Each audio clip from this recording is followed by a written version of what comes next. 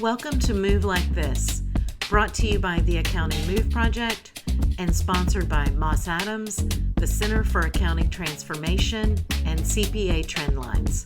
On this podcast, we share ideas and hear from guests about how they find, retain, develop, and advance women and other underrepresented groups in their accounting firms. Now, on to our guest.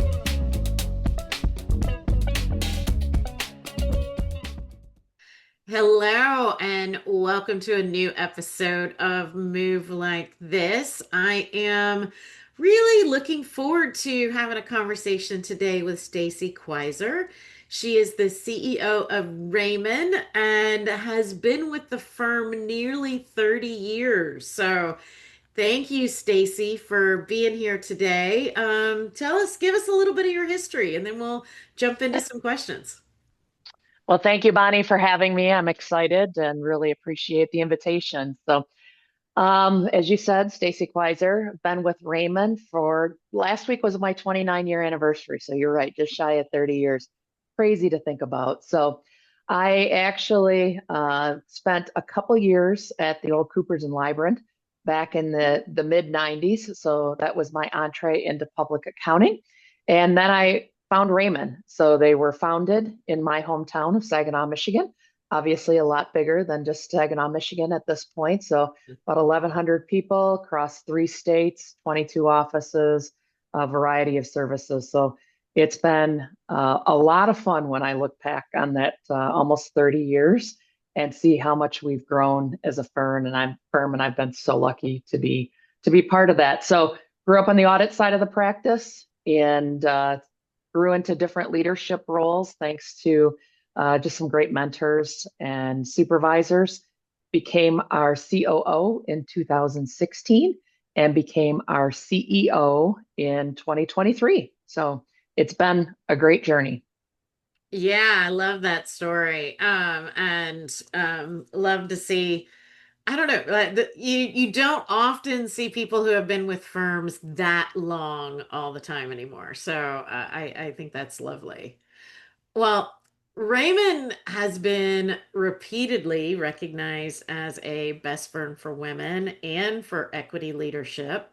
I love also to see a woman in a CEO role at a firm. Thank you.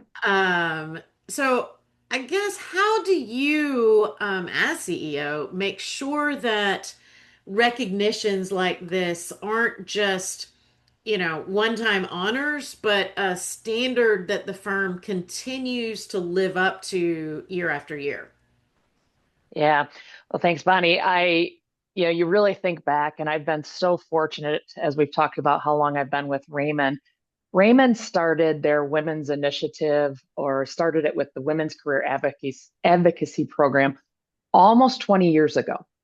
And so I really give a lot of credit to many of our leaders that are now retired, but they could really see the future and also address the current challenge of the females exiting our profession in high numbers. So obviously hiring at strong rates, but exiting and not really moving up to the top in the ranks. So I've been very fortunate to be part of a firm that has really, I often describe it as built it into our fabric. And so focusing on diversity and equity, or almost as long as I've been here and since we've started that, has never been an initiative. It's really about growing the firm forward. So that's really the foundation. And so anything that we do to continue to enhance our culture and create a more diverse organization, they're not initiatives here. It's really just enhancing what we do to create this culture of belonging. I like that. I like the fabric example too, because you think of all the threads that are kind of Right. creative fabric, right? And if it's not woven in, it's easy to kind of pluck off, which is sort of, what we see happening, but we'll get to that here in a Right. minute. I am curious though, since it is something that is core to your values and mission, beyond policies and programs, how do you measure your efforts, and whether they're actually moving the needle on retention, advancement, and leadership diversity? Yeah. Well, of course, similar to other firms, we look every year at our retention numbers. And we have always been on the high end of retention, or you can say low end of turnover, compared to our peers. And we have a lot of pride in that. So it really, step back though, starts with who we're attracting. And so attracting a more diverse workforce, which really meets the needs of our clients, is important. But once we get that talent here, really working to retain them, create great career opportunities, do a lot of coaching, a lot of sponsoring. But that's the measurement. And we do engagement surveys, associate engagement surveys every year, as well as when we became, a few years ago, we began working with a firm called Global Bridge Builders as they advise us as we moved, and really doubling down on our driving DEI throughout our fabric, kind of at the next level.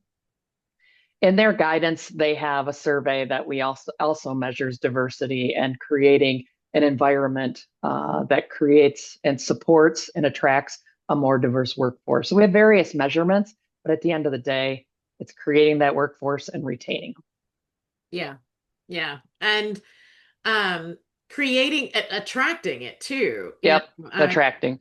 That's something that I've had conversations with a lot of people about, is like, Gen Z is very much, that's what they look for. Among other things. Absolutely. It's not the only thing they're looking for, but there's lots of studies out there that are pretty fascinating, that a huge percentage of Gen Z will leave a job if they don't feel like the promises are being delivered on, and will actually not accept a job in the first place, Right. if they don't see some sort of representation in the leadership team. And it's not necessarily that they expect it to be very, very diverse, but they do need to see some sort of representation and movement, that there's change in the future, or there's policies and processes in place that are fairly evaluating candidates and giving opportunities to all of those that qualify without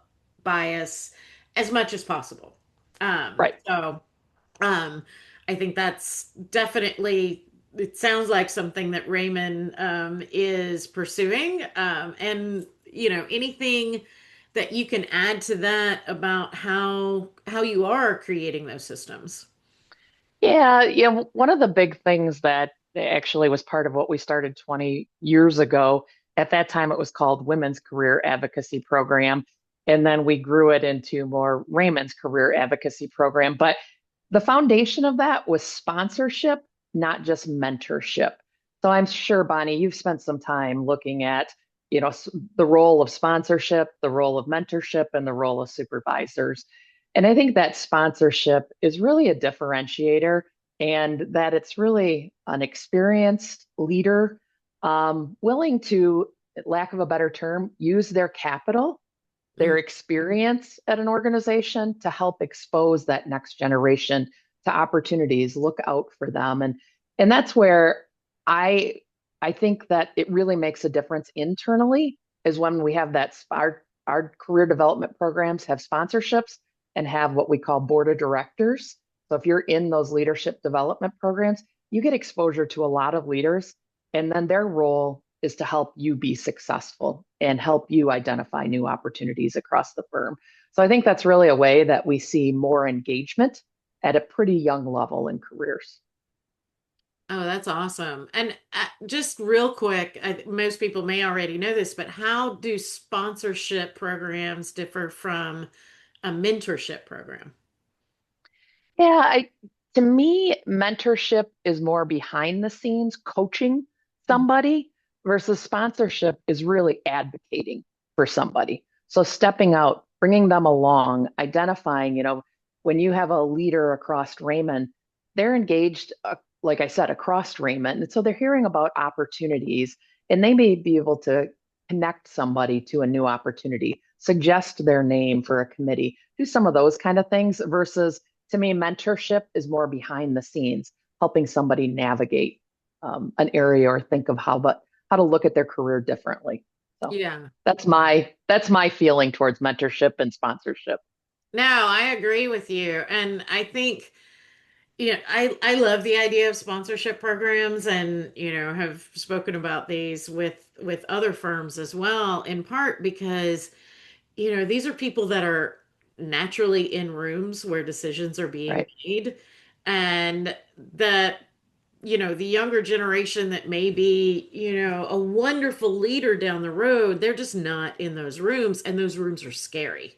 Yeah. They're like, and not that they necessarily should be, but we're all intimidated by people that are at a much higher level and kind of can, in some cases, control our futures. So I love the idea that there's people there saying, hey, you really should take a look at Stacie, or you should take a And look at Bonnie.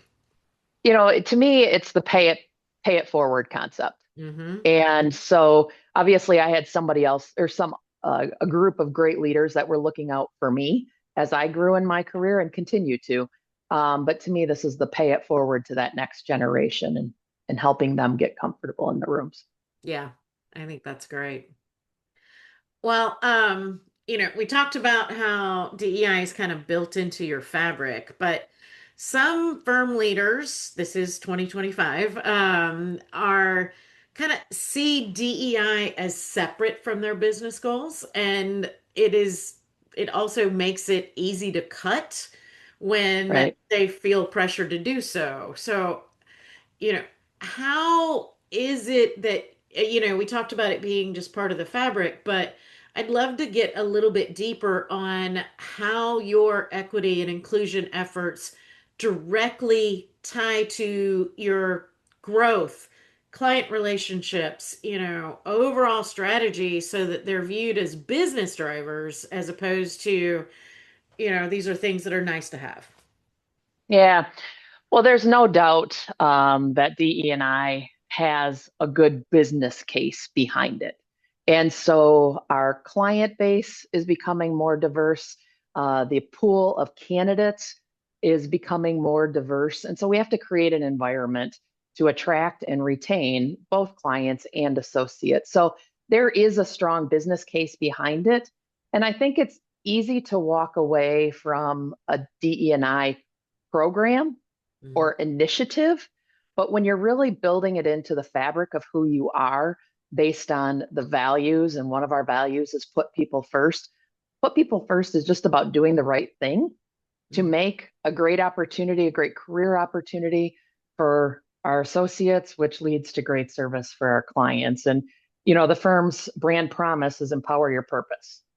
And to me, that's kind of the foundation is we want to empower both our clients as well as our associates and give them opportunities through Rehmann. So at DE&I or at Rehmann, DE&I is not a program that we can walk away and cut tomorrow. Yes, we have a diversity action council, as well as we have a WIN, Women's Initiative Network, and a Next Gen WIN. And they're very focused about making sure that we're living our values. And I'd say, if anything, it's more being aware than it is any program that's a dramatic something different that could be removed, because all we're doing is continuing to enhance our culture and living our values. Yeah, I do love to hear that. And, you said, I do have to disagree with you on one thing is like, there's no argument that DEI is important, because that is one thing we are hearing from a lot of people in the pushback. So Oh, well said.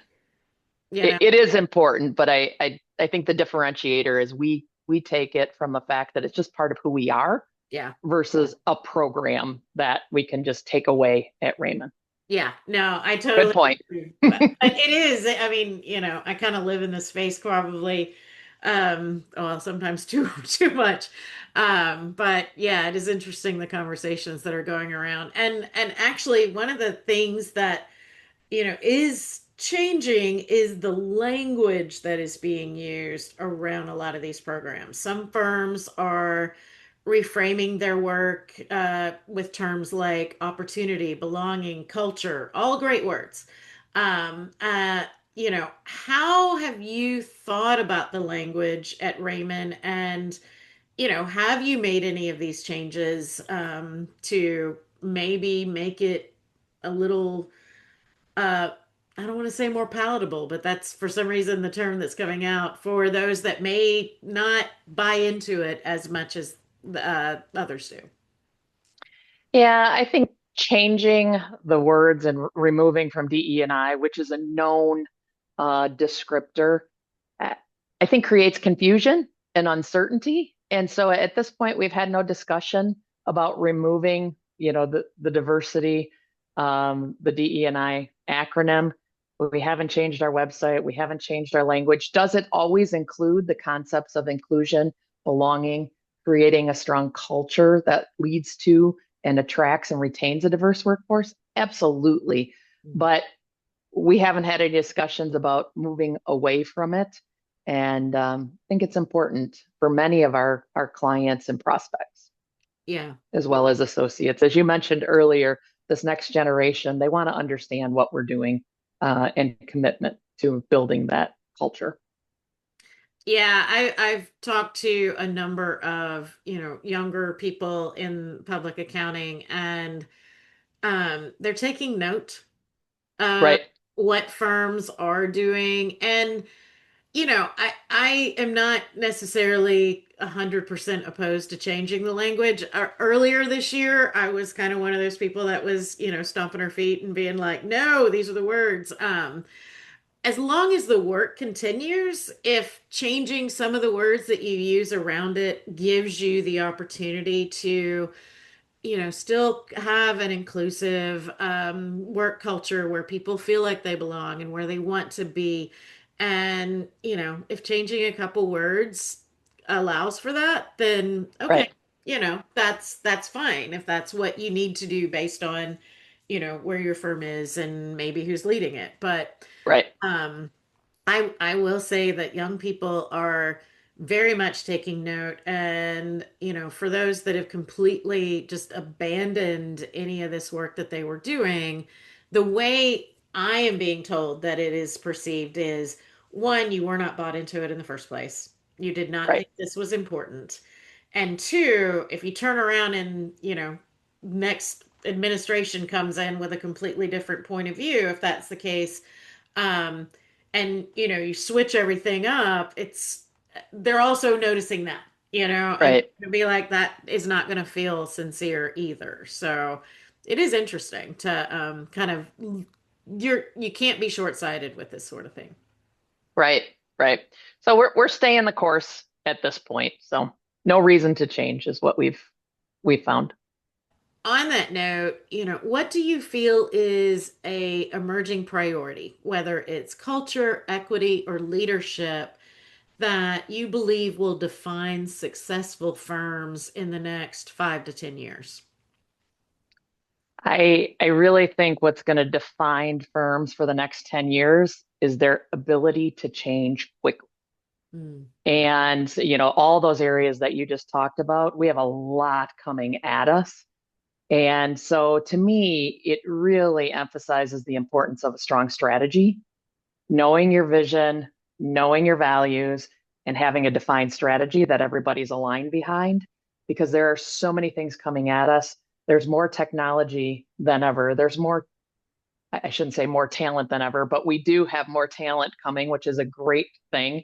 Diversity in clients. And so there's so many things that there's going to be new things coming at us regularly. So we need to be aligned and understand our strategy, because that speed of change, it's not going to go slower than it is today. And so to me, that's the emerging trend. I wouldn't say it's so emerging, Mm. but that's going to be the really important thing, I believe, is that we have to be prepared for that rapid speed of change and to be able to work through the noise in an aligned fashion. Yes, I recently talked to Alice Gray Harrison, who is a consultant around change, and Okay. she was saying that same thing, like, know your mission, vision, values, and live them, communicate them regularly, and it makes decision making easier. Easier. you know Right. because you're not just trying to, figure out in the moment what to do, you go back to those, okay, our values are this.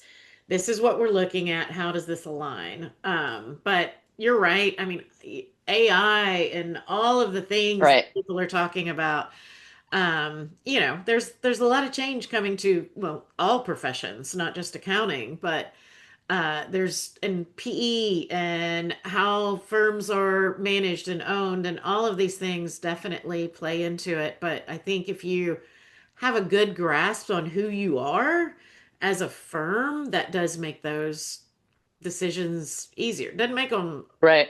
no brainers. There's a lot of decisions that have a lot of thought that has to go into it, but it is. But that's where I think if you have your defined strategy, which there's so many things you could say, distraction, noise, whatever you want to call it.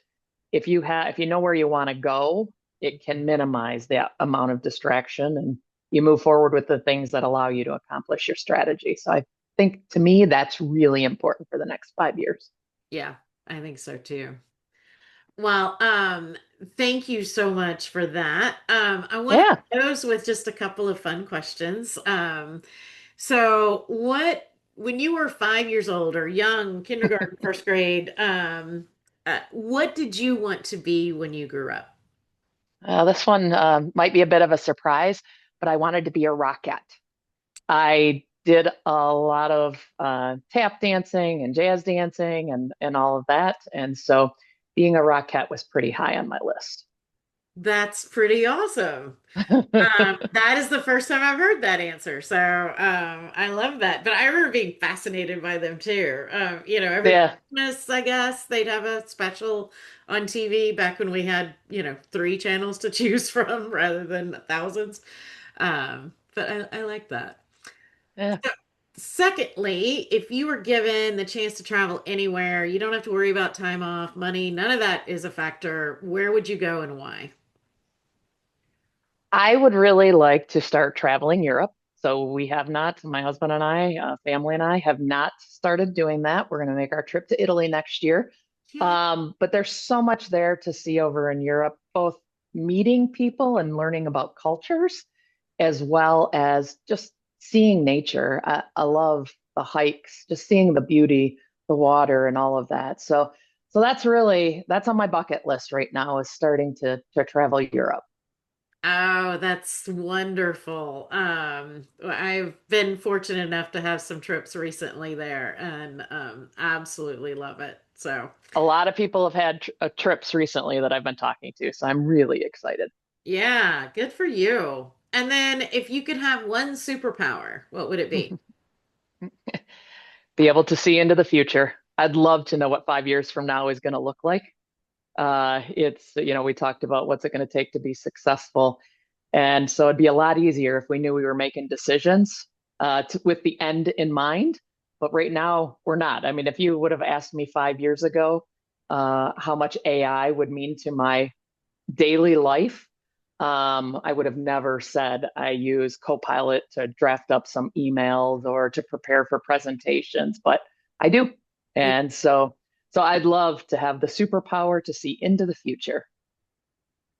That would be pretty cool and also I think a little scary. But That is true. That is yep. true. It might be a little scary, but I definitely, if we had the end in mind, it'd be a lot easier to make some decisions. Oh, So absolutely. Well, thank you so much for being here and yeah, for leading such a great firm. Really appreciate your time and look forward to talking to you again soon. yeah. Well, thank you, Bonnie. Thanks again for having me. I appreciate it. Thank you for listening to Move Like This, brought to you by the Accounting Move Project and sponsored by Moss Adams, the Center for Accounting Transformation and CPA Trendlines. If you'd like to learn more, visit our website at accountingmoveproject.com. Don't forget to subscribe and share with your friends and colleagues too. I'm your host, Bonnie Buol Ruszczyk, and until next time, keep moving forward.